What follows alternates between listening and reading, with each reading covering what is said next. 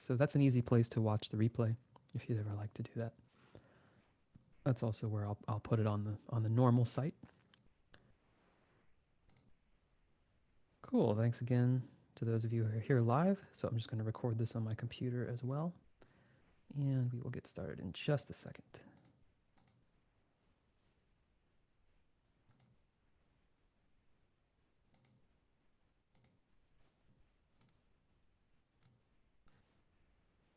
Okay. Welcome, everybody. Thanks so much for being here. Thanks for participating live. And if you're watching the replay, thanks for watching the replay. Really appreciate you all being here. It's been a moment since we've had a chance to connect. So today's subject, we're doing a subject-themed call today, is breaking patterns. Today is August 9th, 2020, at a very weird time in the world. So today's call, it's going to be about 40 to 60 minutes long. We're going to do guided exercises together. Please participate in the chat with questions, comments, answers. If there's requests for feedback, you can do that in the chat. Pretty much the way these work is during these types of calls, these group calls, these free classes I do, it's not one-on-one. So working one-on-one is done like inside the classroom and other types of programs I do. But for these, be as active as you want in the chat, and that's how we'll communicate there. The replay is always on innerwork.space. That's the name, that's the actual domain name, or on the YouTube channel, which you may be watching it. Speaking of, just a few quick links. Everything is through innerworkcoach.com. There's a Facebook group where we stay engaged and ask questions and respond and share different things. It's a very open format, meaning people are allowed to share different teachers or anything that's working for you in the realm of inner work. So I enjoy that group. I enjoy hearing different people's book recommendations, different places they're coming from. The YouTube channel you may be watching now. And there's also a blog there that also has its own conversation happening. I posted an interesting one, at least for me, yesterday about some different experiences that have been going on. So just a disclaimer, especially a subject like this one, I'm not a doctor, therapist, psychologist. I have certifications in some of the processes we use, but that does not qualify me to diagnose, treat, or give medical advice of any kind. So this falls into the realm of, meditation, emotional exploration. There certainly can be many benefits to this type of work. Obviously, otherwise I wouldn't bother with it, but it's not a substitute for medical or psychological care.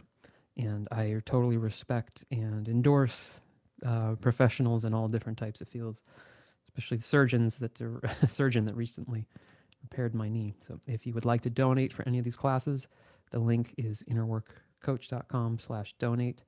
I will also put that in the chat, and hopefully I will remember to do that. So let's get into the theme of the day, breaking patterns. Everyone I've ever worked with or had a conversation about this subject, they have patterns in their life we want to change. And so when we say patterns here in this context, what I'm referring to are patterns of behavior. For example, consistently reacting in a certain way, anger popping up in a certain way, you responding to situations with anger to the point that you recognize it as a pattern, shutting down, closing off, any particular type of action, reaction, or lack of action, closing down, that happens, and it happens enough in your life that you are observing it as a pattern. And it's a good sign. I know no one wants to hear it's a good sign that it's happening, but it's a good sign if you've actually recognized it as a pattern. Just be aware there are plenty of people, there are plenty, I'm sure, of my own that you don't even recognize yet. You wouldn't even consciously say it's a pattern. It's just like something happening. So this can also refer to patterns of thought, such as judgment, consistent way of thinking about yourself or others, self-criticism, patterns of comparison, different anything that you have become aware of as occurring or recurring enough in your life that you would consider it a pattern. I'm assuming anyone on this call has at least one. I certainly do. Feel free to share them if you like. I understand if you don't want to, but it could be of benefit in terms of me doing the guided exercises. If you have some specific things you have seen in your own life, I will incorporate them into the rounds and the different things we do today. So what, in my opinion and experiences, does not work.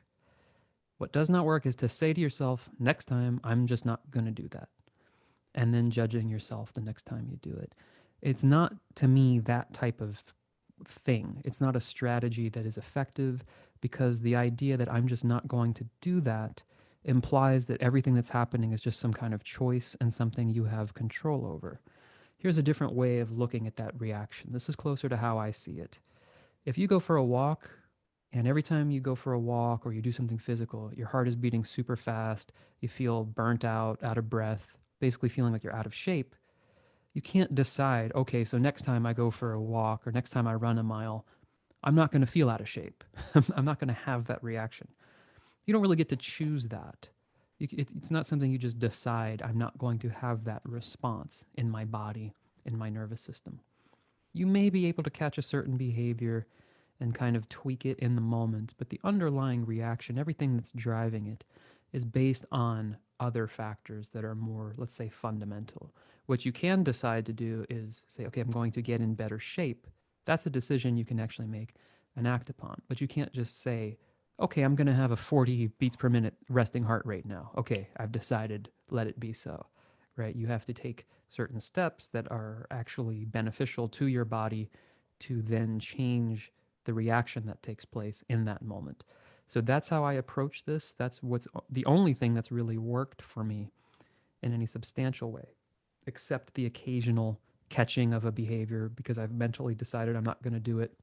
And then, of course, within a week later, that's all out the window and I'm doing the same stuff.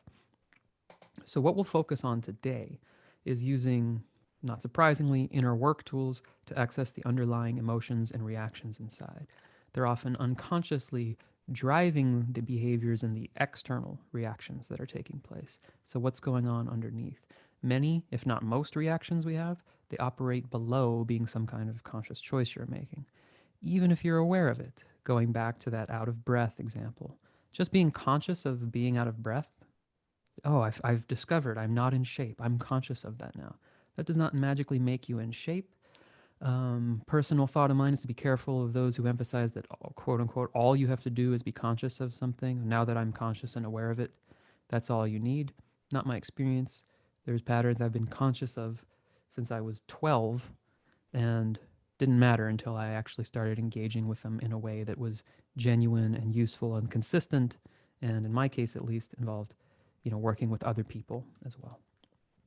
So, if there's an underlying reaction of fear, something in the nervous system, for example, bracing you for attack or threat based on earlier programming or circumstances in your life, that reaction is already in place. As soon as you're in the environment that charges this, it's already happened. You can't tell it to stop. Like it's already happened. I hope that makes sense. Right? The response to the environment before the behavior happens, the actual response going on inside you is already active. Like I said, you can make some tweaks, you can notice some things, maybe take a couple deep breaths. That's all good. But the actual fundamental response is based on that programming. And again, a lot of things, they do not necessarily make logical sense to your mind. Like, oh, I just want to ask this person out, or this person's just maybe offering a point of view that's different than mine, but inside something's reacting like they're threatening my family or something. Again, that's not something you just decide, oh, that doesn't sound logical to me, I should stop doing that. It's too late. It's already happened. The only thing, in my opinion, that is of value, at least with this type of work, is to be curious. This reaction is taking place. There is something in me that responds this way to this type of stimulus. It was programmed in some way. How do we begin to address that? I prefer to go for the level of addressing it on the reaction itself, not tweaking the behavior like after polishing something on top of this underlying anger, frustration, explosion, whatever is going on. That reaction going on internally, it's going to color your perceptions, your thoughts, your actions, everything else. So the tools that we're going to use here, they're probably familiar to you. They're very helpful at working with that underlying reaction, the actual emotional and visceral physical feelings themselves. If that reaction has a chance to process and is no longer present, or at least not present to the same degree, then it's logical, and it does actually happen in my experience, that then the thoughts, feelings, and behaviors will be different. If you don't actually feel that sense of being threatened or attacked, you're not You won't have to tell yourself, okay, don't punch this person in the face. Nothing in your body will want to do that. And again, they're not always aggressive. They can be shut down. They can feel like devastating. They can be all sort, any pattern that you have observed. So let me just see what somebody. Oh, thanks so much. That's very nice of you, Alicia. I'll share that in a little bit. Of course, there's other tools and approaches to aspects to this type of work that exists. Therapy, psychology. I'm just not a trained psychologist or therapist. Things they do may be super valuable and relevant. This is just one aspect, one dimension of it that I find particularly effective for myself and many others that I've worked with in this way. And it's within my skill set to address. I'm really not a fan of people that consider this like this is the real work and therapy doesn't know what it's talking about or talk therapy is no good. I can't speak to that. I'm sure it all plays a certain function. And I'm also not saying that this is the holy grail. If you get this right, it automatically means everything else would be addressed. I don't know that. I can't say that. I can say that these are very useful for me and can address a lot of things. There could be deeper levels of addiction and other things that are going on for your particular patterns that may benefit from somebody who's an expert. You know, if we're talking in the level of physical addictions and things like that. So I'm just very careful these days about not wanting to be misleading and not getting sort of arrogance in the inner work and different types of spiritual work that I've been observing, thinking it's just got it all figured out. So let's start as we often do. We're going to tune into ourselves a little bit to set the stage for this type of work. And a reminder, I'm going to make this sort of a permanent, I think, slide in my life here. What we're doing, we really with this work in general, and especially this process where we start out here, we're creating a safe environment for ourselves. That's the essence of where the magic actually happens. You start creating an environment inside yourself where things can begin to unfold and work in their sort of natural, intelligent way. A lot of this work, in my experience, is kind of like you're holding on to a hose, you're bending it, and when you finally just stop bending it, you stop manipulating it, you get conscious and present with the fact that you're doing that, you start to relax it, the water starts to flow the way it actually flows the best, better than what you could have told it to do. So we're creating a safe environment for ourselves. We're not going in here with power tools trying to fix something that is broken. All these programmed reactions, responses that are inside you, they were created as an intelligent response, even if you don't agree with it now, by an unfathomably sophisticated system. And they were done to protect you or get you through a situation that was needed to at that age. So the settings may be where they are, the level of threat and perceived threat and level of reaction, that dial may be turned a bit too high, but the system, and you are perfectly functioning. They were just programmed the way they were. So let's start with just this actual setting the stage for ourselves here. So if you're in a position to do so, you can close your eyes for a moment.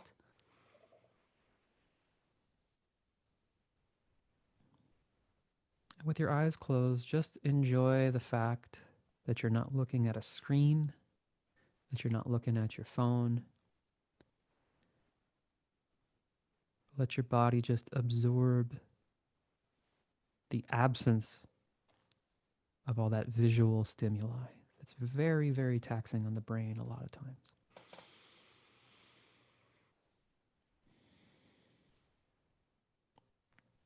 Just let your eyes rest for a moment.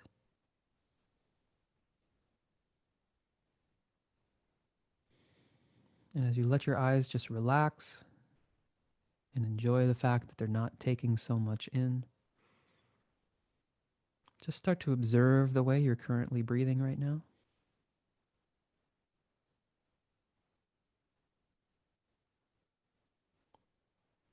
You'll notice that just by putting your attention there, by becoming aware of your breath, it may have shifted a little bit for you.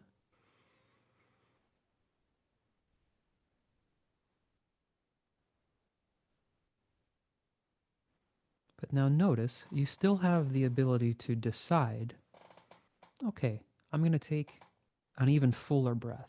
I'm going to take a deeper, fuller breath than I normally would. I'm going to choose to do that. So I invite you to choose to do that right now.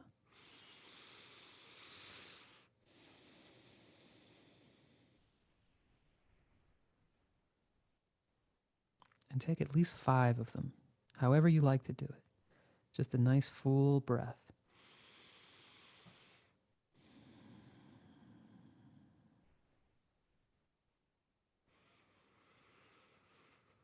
And as you're doing this, I want you to just think of yourself as an observer watching how your body is responding to this.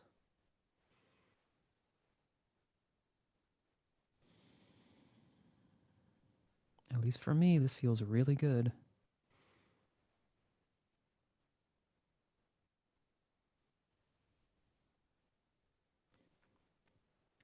A lot of times this feels good to the point where I say, why don't I always do this? I've been making a point to do it much more often. So again, just letting that breath now go a little deeper into your stomach. Feel it in your chest. Feel your stomach and chest expanding. And just noticing the effect this has on you.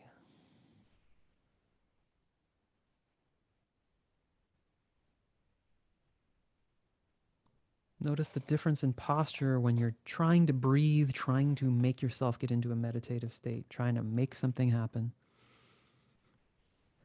versus just being curious about the instrument here. Okay, let's give it some nice deep breaths. Let's relax the eyes even more. And let's see how it responds to that.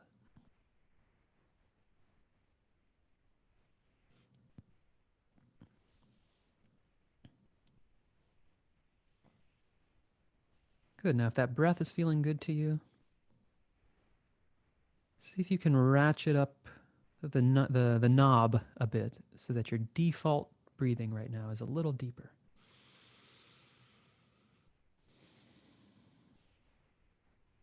A little deeper than it was before you started doing this.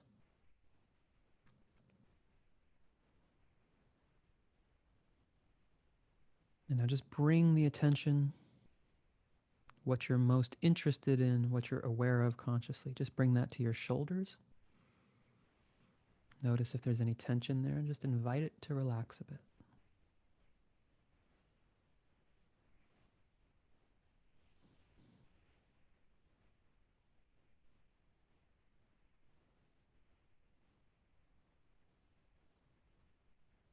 And it's important detail. Notice that there's a little bit of conscious choice on your part. You bring the attention to the shoulders. You see if there's any tension there. And then the body kind of does what it does. And at least for me, it does something really good.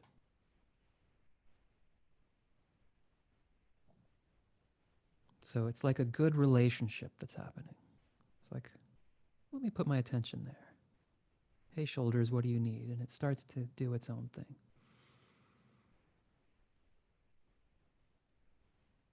It's not an authoritarian dictatorship. It's a very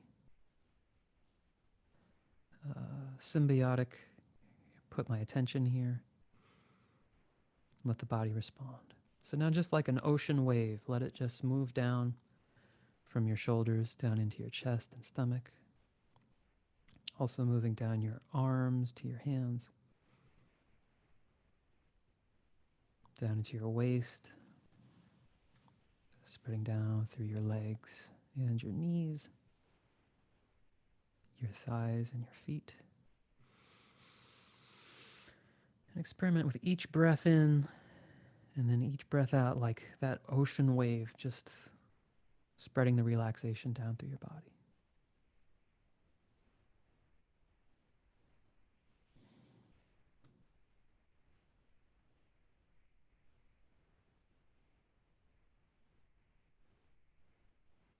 And notice that you're not demanding anything of yourself.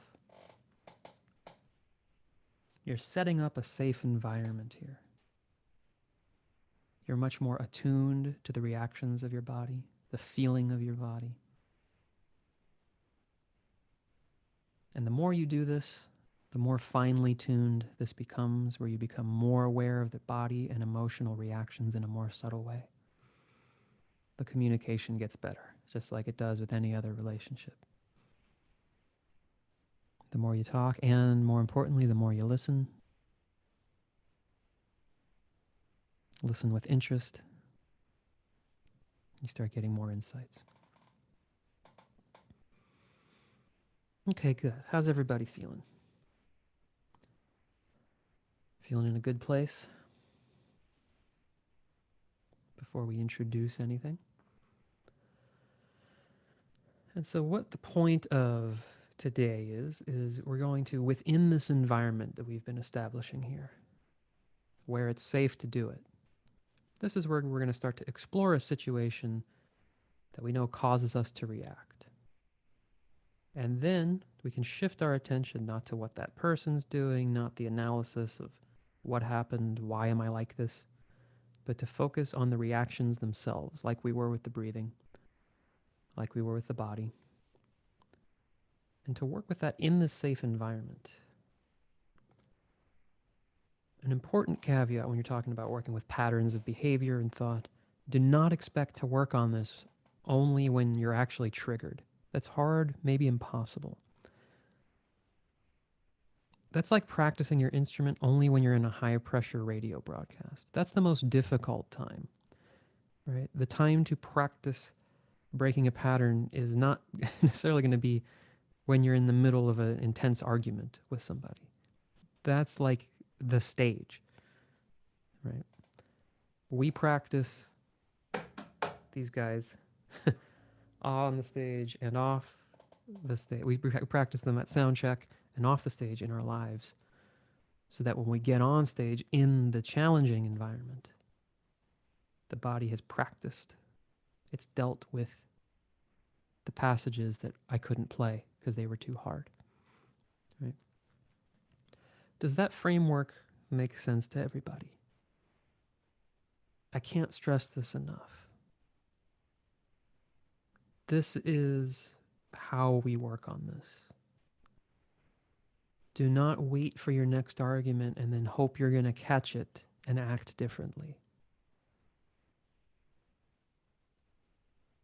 You lift smaller weight with a spotter in the gym where it's safe and designed to do the work. That's why I like that site name I have, Inner Workspace. It's the space where the work happens. It's not a pill. It's not a magic, although the results can be magical in their own way. So take a moment now and let yourself off the hook for the last time you reacted some way. And relax any expectation that, well, I did that 30-minute class. I should never yell at my partner again. Right? Slow down. It's okay. Right? You're learning, and for some of you, it's deepening. Some of you are actually teach this yourselves, I know. I teach it, but I love working on it. Love working on it with other people. That this is the benefit, this is the gift you're giving to yourself, the opportunity to work on this here in this safe environment that you've created. So think of these deep breaths. Take another one. This connecting to yourself. It's kind of like the stretching. It's kind of like the actual drive you take to go to the gym or the yoga studio. All right, you're setting up the stage. And it's important that we do this. Now, is everyone, or at least enough, able, if I say to you, can you bring up an incident, a pattern itself, a pattern of thought or behavior in your life, can you kind of recall that? Can you bring that up into consciousness? Is that something anyone does not feel able to do? Or is that something, if I say that, that's clear enough to you to begin this process? Let me know if it's not. Let me know either way.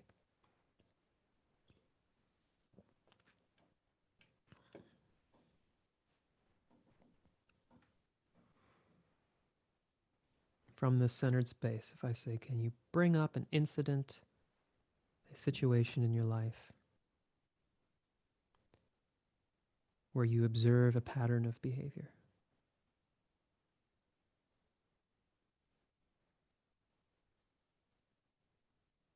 Yep. Okay, good. Oh, beautiful. Okay. So we got some feedback. Yes. This session came at a time when I declared and prayed I need to break a pattern desperately. Fantastic. Feel free if you want to share any specifics on it. I can get more specific with the process if you'd like. I love to do sports, but I want to do it because it's fun, not because I have to be fit. Okay, very good. Okay. So everyone feels that they can actually bring it up. Now, notice how incredibly easy it is. It may have already happened 2 minutes ago that your mind is completely run with, oh, there's that thing I do. I got to stop doing this. I got to, and so on. Don't try to stop that. Don't judge the fact that that's happening. What I want you to experiment with is just let the mind do that as though it's music playing at a nightclub. All of the judgment about it, all of the thought, I need to stop this pattern, I can't believe I'm still doing this, etc., etc. Why do I react this way? Don't try to stop that. It may actually be honest, right? Those may be your honest thoughts. The distinction is you can put your attention somewhere else. Because for most of us, we've had our attention on that thought. And then the body starts reacting to, why can't I change this? What's wrong with me? Builds up, creates more tension. It doesn't know what to do next. And that cycle perpetuates itself. So don't fight your mind. Let all of the thoughts be there. Just like if you're in a place with loud music, what you're going to do is turn your attention now. Take another deep breath and let that breath kind of scan around your body and just start to feel what's different in your body right now. Start physically. Observe if there's tension somewhere that there wasn't a moment ago when we were picturing nice, happy waterfalls and uh, eyes closed with no triggering introductions.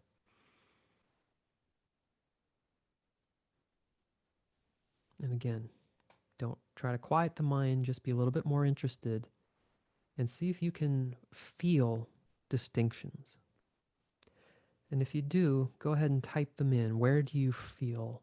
Do you feel them in specific body parts? Do you notice differences? Do you notice immediate changes in your physiology? I'd also be curious if anyone feels completely disconnected from their body, because that would affect whether I address something or not.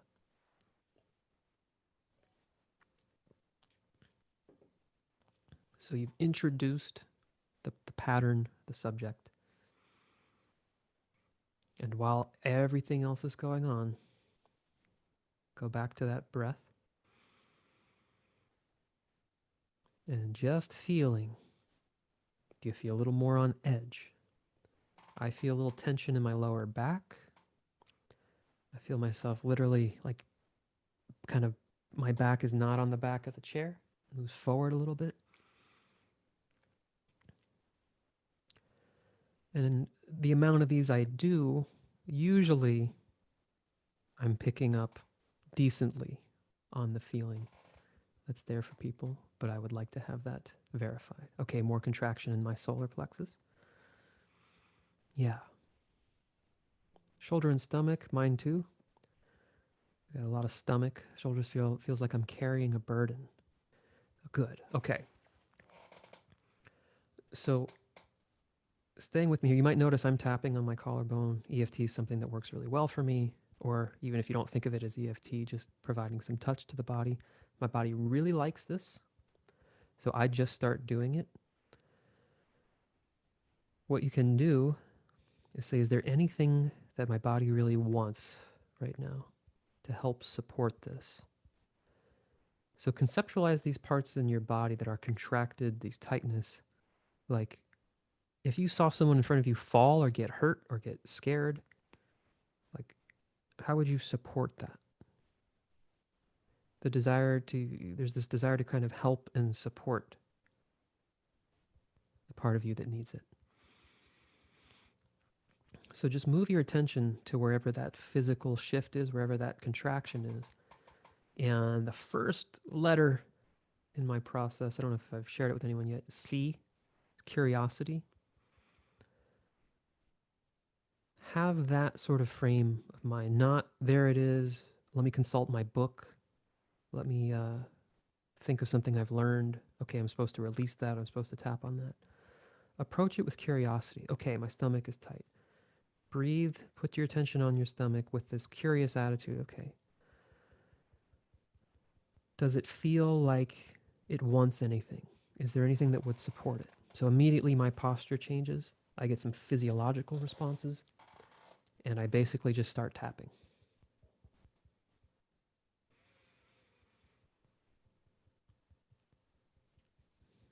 You can try any of the things I'm doing. You can also listen and see if you get your own responses to it. The contraction in your stomach, someone says contraction in your mouth. I think of these more like this is kind of the, I don't want to, not to be offensive if this is to anybody, but it's sort of like the animal reaction, right? It's like a cat with its back up or its claws out. Like this is really the meat of a lot of it. These reactions have happened in your body. This is absolutely going to change the words that come out of your mouth, the way you respond physically. So there's a lot to be gained by, okay, let's sort of, if a dog is barking, you feel a dog getting upset, what do? You have to kind of pet it or kind of get its attention, let it know you're present with it. Good. So some people are noticing different contractions in different parts of your body. So that means your awareness is sort of becoming more refined as you stay with it. The other thing to be open here about is that just by breathing and being present with this, it is helping, right? If the dog is barking and upset, it is helping that you're in the room, right?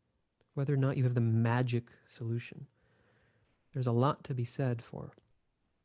I'm actually putting my attention here and exploring this rather than putting all my attention on the sort of more abstract level of here's this pattern, why does this keep happening to me? It's like, let's talk to your stomach. Let's talk to your throat. So, again, if you're staying with me, it's continuing to take some deep breaths into those parts of the body, asking if there's anything that would help support it. And I'm tapping on the collarbone point. Yep, someone else says the same thing. It always helps me to tap here. I'm an EFT fan, but it's just because my body literally responds very well to it.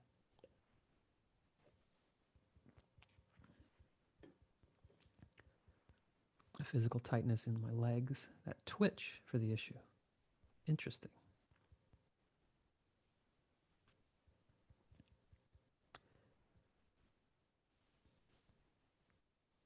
Now, what I'd like you to do is just heighten, kind of turn up the knob on the level of presence with the part or parts that are really feeling the most contraction. With the attitude of like, I'm here for you, whatever you need.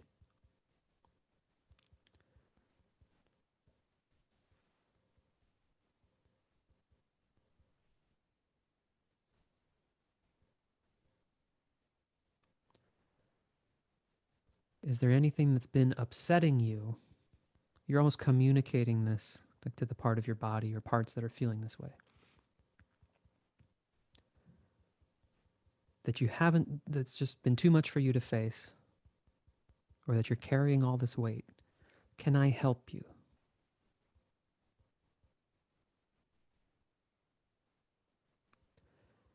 Can you feel something within you actually support the weight that your shoulders have been carrying?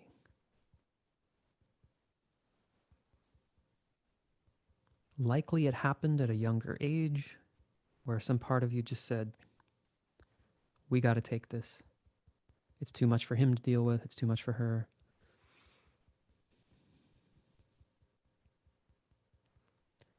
But now from a different place, you can say, hey, is there Anything else we can do now to help support this better?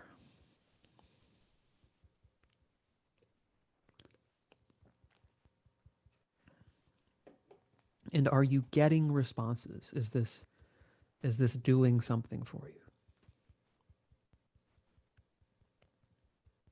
Let me know if it is, or if you need more specific direction, or if you feel your body and you feel your system actually responding to this. And remember, or not remember if you're newer, responses might be very, very subtle. It might just literally feel like, okay, it feels like I'm tuned in. It feels like there's some level of listening happening. It's not necessarily a verbal type of, oh, here's what happened and here's, right? It can be all sorts of subtle, it can be crazy stuff too. I've certainly had my share. So the tapping is helping, the shoulders are feeling relaxed. Great.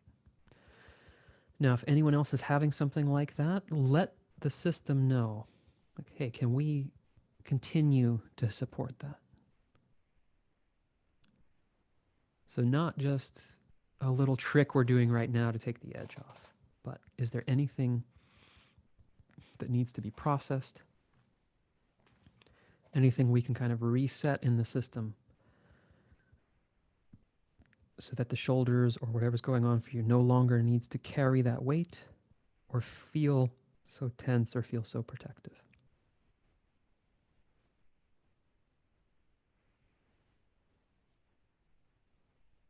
You're letting those parts of you feel this interaction, feel this presence, rather than operating on their own autopilot, which is just, okay, we have to protect her from this. We have to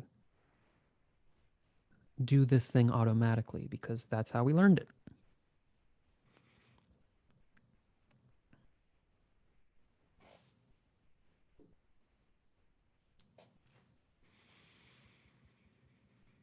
Okay, good. So notice that's just the visceral part. So now pause for a moment, take a nice deep breath, maybe stretch a bit.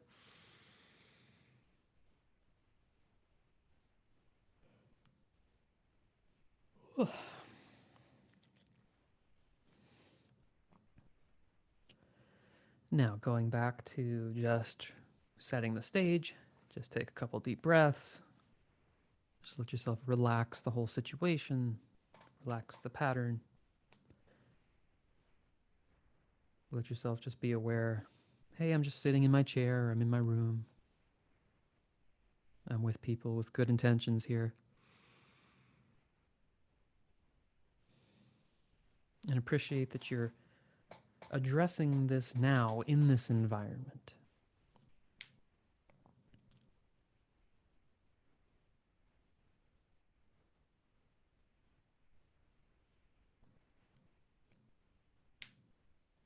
You know, feel good that you went to the gym today. Don't feel bad that, hey, I went to the gym today and I still can't lift 500 pounds. Right? If every exercise you do is sort of an aside, you say, okay, well, does this mean I'm completely, I'll never have that reaction again? Or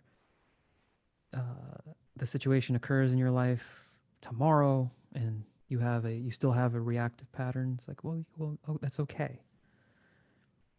This is a process. You're learning how to deepen and continue this process.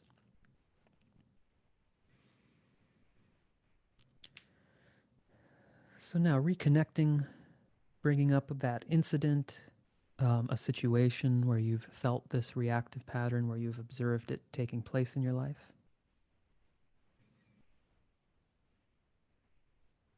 Taking some deep breaths into the body. Notice if even already, I'd say that was about 10 minutes, if the body is reacting a little bit better, it's handling the energy of the moment better.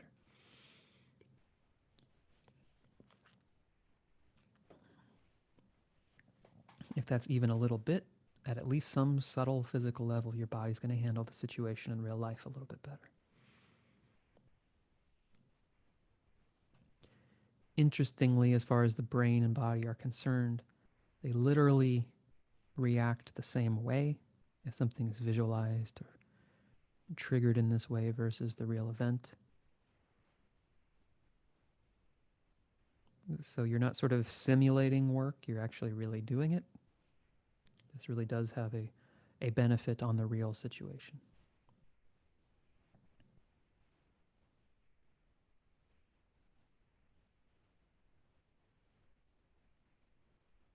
Okay, yeah.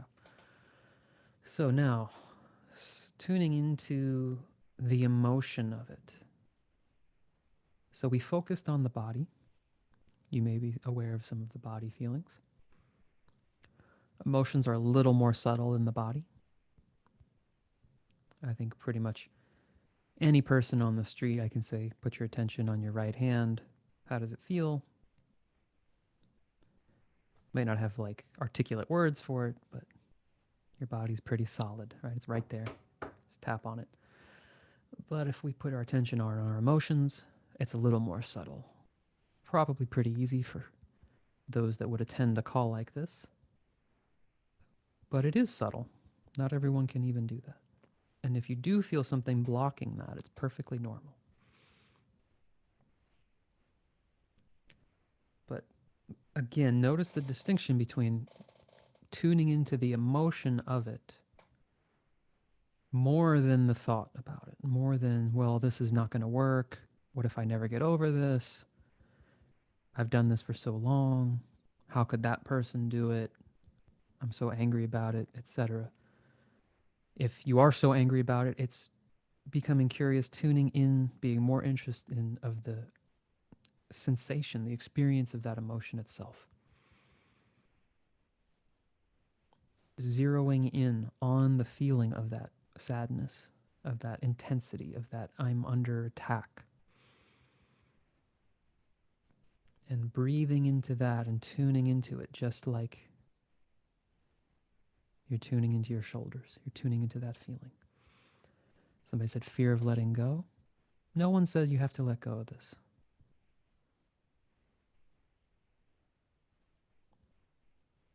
Experiment with the idea that if your body was ready to just let go of it, it would have. Maybe there's something else to be communicated.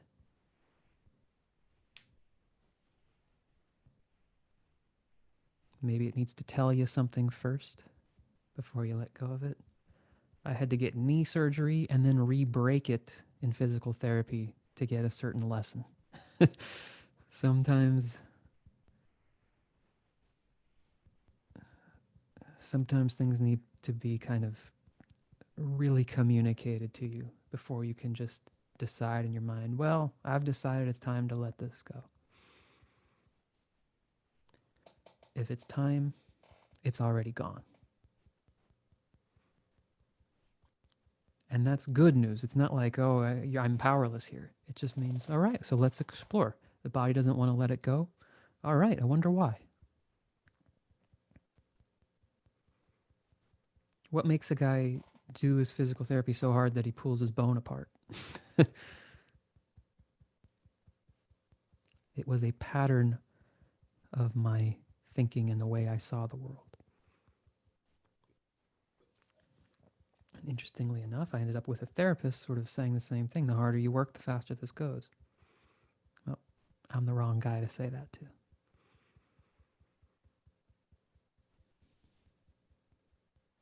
So, no concepts, no ideas you've learned from anyone.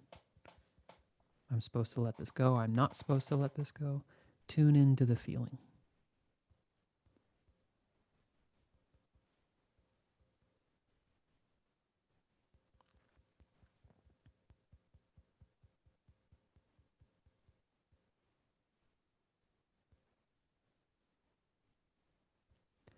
Try to really open up to the idea that the feeling, the system inside you, it really does know better than even your favorite teacher, your favorite technique.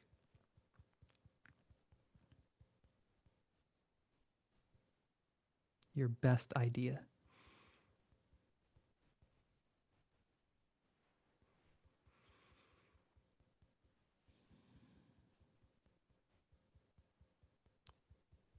So notice if you're imposing anything on it, like I should have let this go. I'm too old to still be doing this. Say, what's the feeling? What's the feeling showing you? Or what does that feeling feel like as you become curious? So what's going on for some folks? How are you? Are you able to connect to that? Is that something you're able to feel?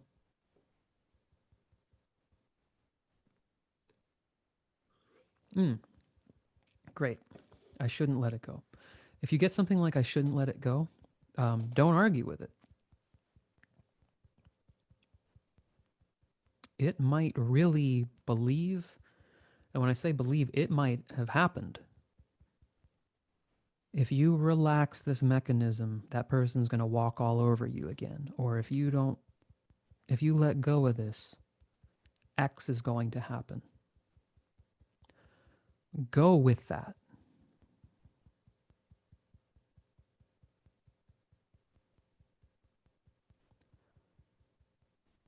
Be the student.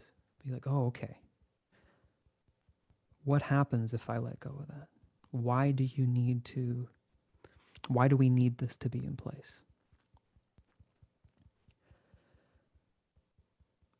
If you even make the effort, right, to assume, okay, it's here, it doesn't want to let go. Well, it's not stupid. Right? Like, well, I read a book. It's like, it has a reason.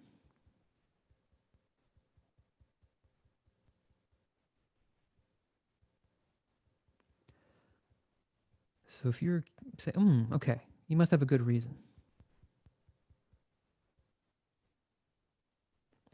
What happens if this emotion isn't here, if this behavior isn't here, if this pattern of behavior isn't here?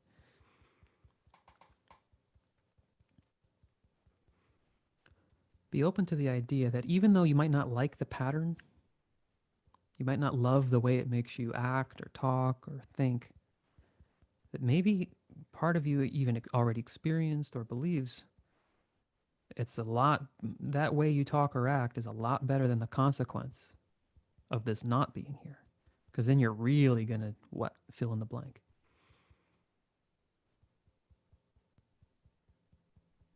How are you going to win that argument?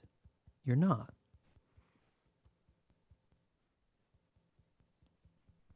The argument itself is sort of the challenge here.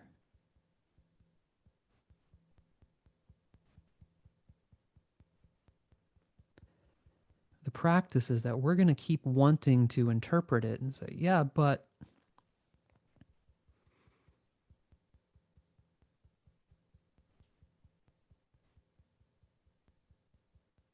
So listening to the feeling.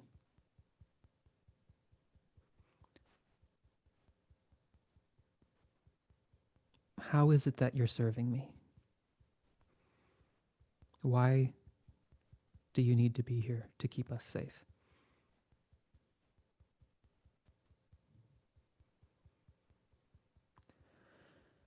And the real shift here, the primary shift, is the fact that you're actually starting to listen and become curious, not to get another piece of data, which you can then plug in and say, well, I guess it's because, right? It's actually feel yourself listening and being curious about what's going inside you from this changing the relationship, not changing the feeling, changing the relationship to the feeling. One of curiosity and assuming nothing, not assuming you know better or what it should be.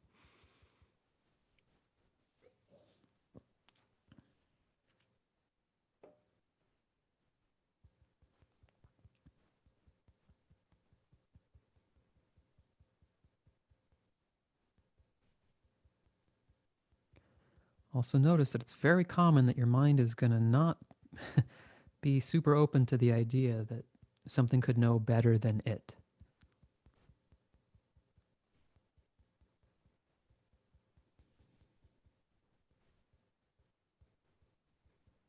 But again, you don't have to let this all go. You don't have to jump into some void. The system's really intelligent. Say, okay, I'm afraid that if this happens, this will happen. How can we work with that?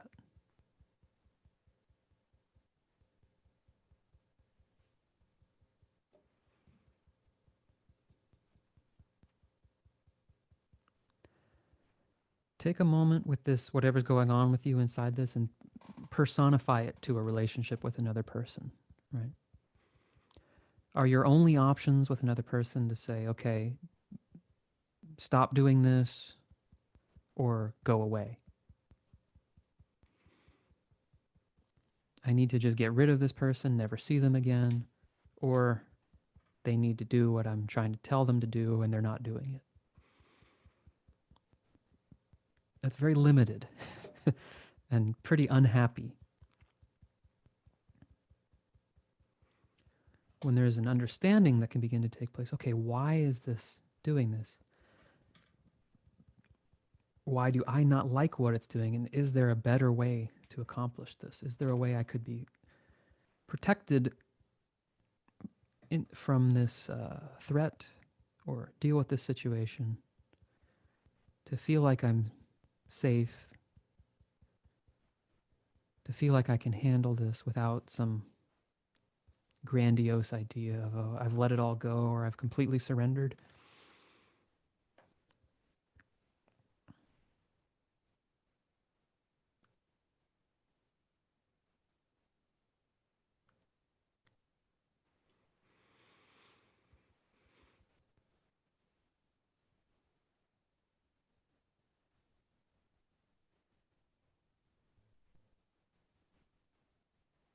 Can you be open to there being a solution?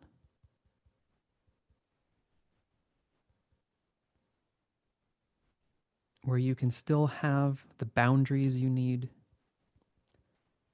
You can still have learned the lessons. Like if something is saying, don't get into that relationship again.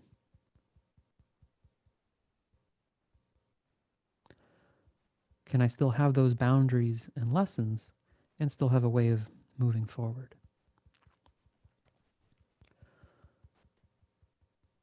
One big clue about whether you're sort of engaging in this way versus not, or being more in your mind, is everything gets very extreme. It's like, oh, so I'm just going to give up the idea of ever being in a relationship again. Or it gets so dramatic to this degree. Well, if you do this, you'll get hurt again. So the other solution is to just never do this again. That's not a conversation, right? That's like ultimatums.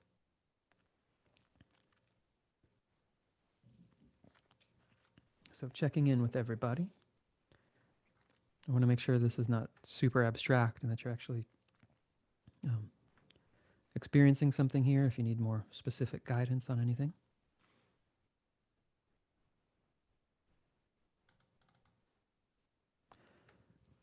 Okay, I'm tired and I want to give up again. Isn't letting go again giving up? Feels like I'm sitting on the fence and getting a different point of view. Very good. And so the part of you that would relax if you do give up, right? Another part feels very defeated, like giving up means I never get to have the satisfaction of this thing. But another part says, oh, but then at least I won't have to deal with all that stress or all of that complication or all that drama.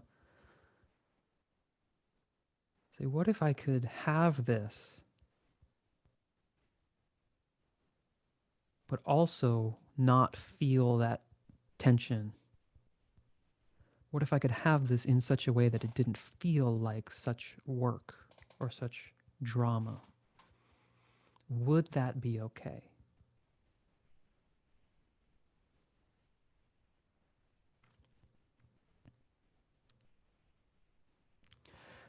Remember, the only frame of reference you have is what's already happened to you. But you're not destined or doomed to endlessly recreate that.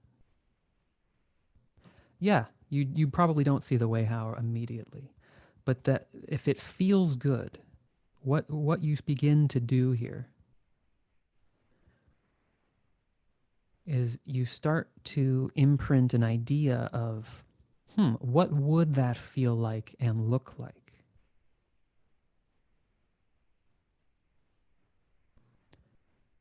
And you begin to actually create it inside yourself. Right? I mean, the concept of this probably isn't new. It's as old as it's older than the Bible and is like even I'd say the more mainstream things like The Secret and all that, right? It's like, well, you visualize, you feel it first, right? And it's gotten almost cliche to the point of being dismissed. But when you think about it, once you start actually engaging with the stuff inside yourself, it does very quickly turn into this like, oh, this sucks, this doesn't feel good, or I don't know what that would feel like, I don't know what that would look like. That's cool. This is how you begin to actually create it. And so even a question like, okay, what would it feel like to be in a relationship and not have all of that tension in it? And here's an important distinction: not need that tension in it. Like, not need to defend myself because the person I'm with genuinely doesn't require that defense. And I'm able to see that. I'm able to relax enough to let that in. What would that feel like? If you tell a part of you that's defending something, like, just stop doing that, just let it go, it's going to be like, what are you, crazy? Right? And try letting go of the part of you that learned not to touch a hot stove, right? It'd be very hard to quote unquote let go of that. You can't, in a way. But what it can do is, okay, that's a stove. Is it hot? Doesn't look hot. If I get kind of close, doesn't feel hot. If I get a little closer, oh, this stove isn't hot, right? So it's like the dial gets turned down a bit. You still have an awareness in you. Okay, getting into a relationship, yeah, this could. I wouldn't want anyone to let go of that part of themselves. And now, oh, now I'm able to just jump into. Now I'm able to jump into a relationship with the first person that smiles at me because I no longer have any of that. Like, doesn't have to be ramped up to fear, but yeah, you can have those parts of you that say, this could be serious business. If you're going to get close to somebody, some some things you might want to learn, might be aware of, and those could be based on past experiences where you did something too fast. But it's that internal reaction that's already saying, "Oh, relationship dangerous." You know what that turns into.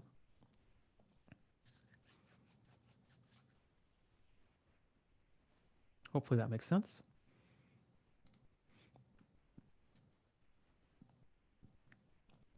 So, taking a deep breath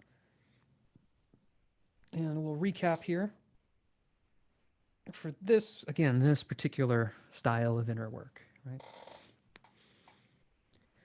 I am not discounting going into examining the history of the behavior. Where might I have learned this? Um, Different types of like cognitive. But what we were doing here today is first setting that stage to kind of connect to yourself, basically creating the safe environment, introducing the anything really that connects you to that pattern of behavior. It could be relationship. A couple relationship things came up today. So it could be the idea of being in a relationship. It could be a certain way you interact with your partner, or since we're talking about patterns, could be all partners, right? A consistent way you think. There's consistent. I mean, there's still patterns every time I'm playing the instrument. There's like certain kinds of judgment that years they're loosening up. They're still loosening up, getting better. But it's a practice over a period of time. It unfolds, gets better, just like your health and other things, right? It can continue to grow and improve.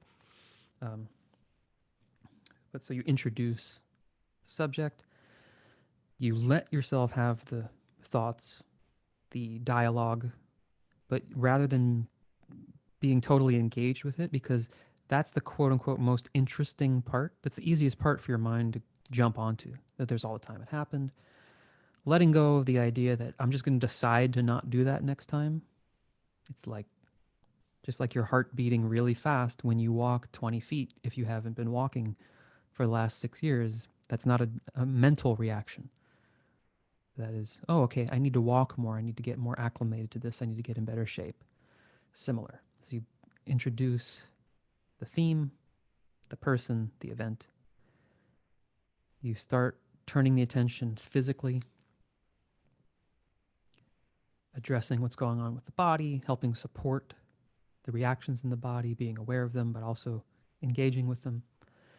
Then emotionally, which is a little more subtle, engaging with what's going on emotionally, allowing yourself to have this actual, um, call it a dialogue, but I really consider it the primary shift, right? The relationship being from, oh, there's that feeling of sadness. I got to let go of that. I got to get rid of that. That's got to stop generating this behavior, to feeling into it, inviting it, welcoming it, being curious about what is that feeling?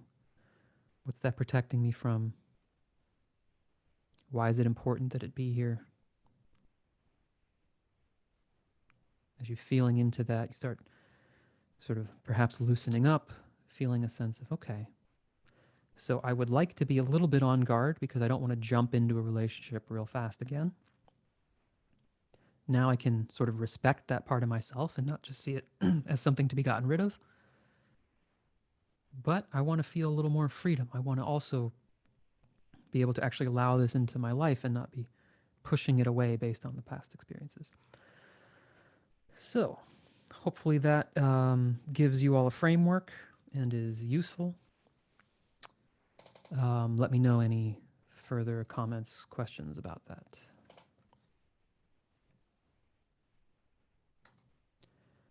As we're getting those, saying how to continue, this requires ongoing practice and development, just like everything else in my life, at least.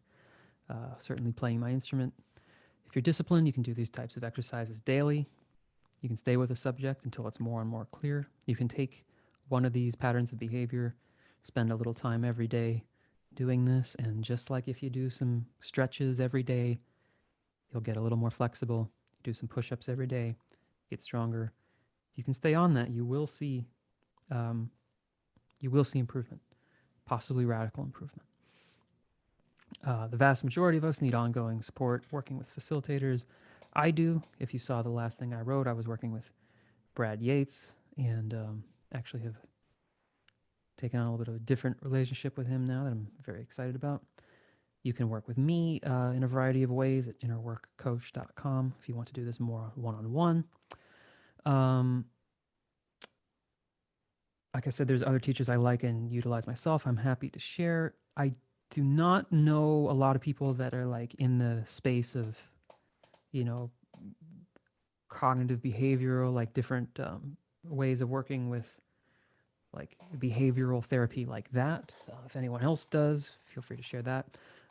Said I'm more versed in this kind of realm. Obviously, I mentioned Brad Yates. I utilize him a lot. Like I'm part of his groups. I do his calls every week, and took a really amazing private session with him. Um, like I said, yeah, there's other people I like, but you can work with me. I'm quite a bit cheaper. Just you know, it's just true. Um, Thank you, Evan. Oh, thank you. Okay, I have a question. I have done the second part of the IR course, and I'm repeating the entire course again. Nice. How important is the third part of the inner reconciliation course? Yeah, for those of you who don't know, inner reconciliation, that's a process started with GP Walsh, guy I used to work with very closely. We might be doing some stuff in the fall together, um, and so a lot of like the framework for the practices we're doing here, a lot of that is very, very aligned with inner reconciliation. I mean, this premise of working with the ideas. Like when I was doing the emotional stuff, a lot of that's very much inner reconciliation. Inner reconciliation just doesn't really have a like, it's kind of more of an umbrella term. So EFT is part of what I use. It's part of that course. I teach a little bit in that course. So I'm just because there's some people on this call who don't know me from there and have no idea what that's referring to. So the third part of the inner reconciliation course is almost completely about non-dual spirituality. It's way in that direction. Um, that's totally up to you if you want to go further down that road. My personal opinion and the direction I've gone in more and more is like, just don't confuse going deeper into non-dual spirituality, which is amazing and has its own universe. Um, that's not like the same as doing these types of exercises and this type of inner work. And a lot of times, just don't confuse like, okay, so if I get this non-dual thing, then oh, I don't exist and none of these patterns are here and there's nothing to do. That can sometimes lend itself into that. GP is not a teacher like that. Um, so I'm just, when you say how important is the third part of the IR course, it's completely related to what specifically you want to work on. So if it's like I want to jump into more EFT and like work on getting better relationships, my opinion is, yeah, third part of inner reconciliation course um, is not like, it's definitely not focused on those types of subjects. It's like I really like the non-dual stuff. I like listening to satsangs. I'm all in on that, and I want to go further in that direction. So if you like that, I like it. He's incredibly good at teaching it. I would certainly recommend him for that. But okay, that's why I asked. Yeah. So hopefully that clarifies it. It's a strong yes or a maybe not, completely depending on what you would like to focus on. Cool. Any other questions, comments, concerns? Uh, Alicia, thanks for the kind words. Alicia's been working with me and just recommended me. I appreciate it very much. Did I have anything else here that I forgot to put? Okay, well, yeah. Private sessions and other ways of working together can be found on innerworkcoach.com. If you're not in the Facebook group, it's not, I have my own. Um, Definitely check that out. I have a few ideas in mind of some other things to offer, but I'm small enough and the group is small enough that I'm going to be taking a couple polls there to see, okay, would you be more interested in this or this? So if you'd like to be involved, I think I'll email it too, but if you, it can be an easy way to communicate like with the other members and stuff. So if you want to be sort of involved in the back and forth of what kind of things I'm doing next in relationship to this, um, that's a good place to do it. The Facebook group. If you hate Facebook, I actually applaud you. I don't disagree with it necessarily. It's just anytime I've created something privately, it just doesn't get nearly the same amount of engagement. Um, so yeah, that's just where it is for right now. Thank you for clarifying the issue with non-dual teachings and denial of what is happening. Yeah, sure. I mean, I wouldn't use the word wasted time there, but I've definitely incorrectly associated like, oh, that's the ultimate umbrella. So if you just, have this sort of non-dual awakening, um, then suddenly I'll be a great bass player. And that really doesn't make sense when you put it on something like bass playing or playing basketball. No one thinks like, well, Muji should be better than Michael Jordan. But when it comes to your own issues and stuff, it's like it's way easier to make that leap, even though that leap doesn't make actual sense if you use certain analogies. Like, yeah, I mean, Muji's a big guy and he's he's not a picture of health, but there's no denying his presence and power being what it is. But if your goal is weight loss, let's do some EFT and dive into that. So that's my take on that.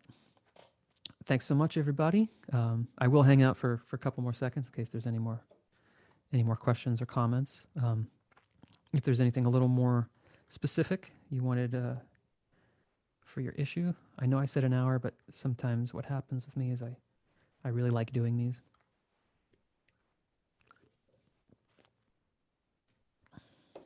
Okay, I guess not. Cool. I don't blame you. It's probably been a pretty long call. I didn't look at the time. Thanks so much, everybody. Really, really. Yeah. Oh, Muji doesn't care. He's at his level. I'm sure he would laugh. Thanks so much, everybody. And I appreciate you all and look forward to seeing you next time. Okay, take care.